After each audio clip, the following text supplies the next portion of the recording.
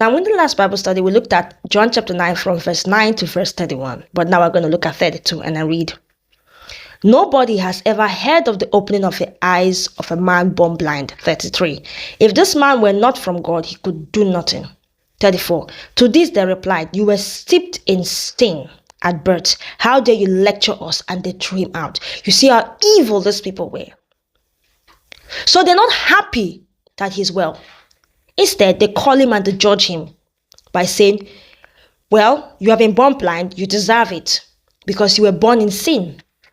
And it is a sin that kept you in that situation. How dare you lecture us about sin and righteousness? And then they kicked him out of the synagogue. Just because they say, why not be happy for me? Or do you want to be a follower of Jesus Christ? Do you want to be one of his disciples? The man also said, well, a sinner cannot do this. This man had to be from God. He has to be a godly person, a righteous person for God to answer this man's prayer. And they threw him out because he said that. 35. Jesus heard that they had thrown him out, and when he found him, he said, do you believe in the Son of Man? 36. Who is he, sir? The man asked. Tell me so that I may believe in him. 37. Jesus said, you have now seen him. In fact, he is the one speaking with you. 38. Then the man said, Lord, I believe, and he worshipped him. 39. Jesus said, for judgment I have come into this world, so that the blind will see, and those who see will become blind.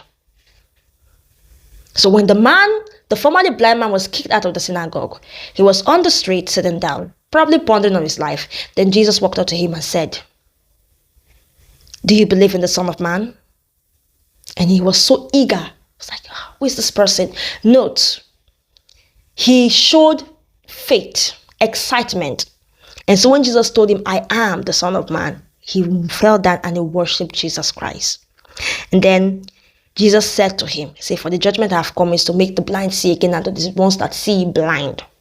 So the judgment he has come is those who are blind, he heals and he opens their eyes for them to see that he is the Son of Man. He is the Son of God. He is the Son, the Messiah who God has sent to us.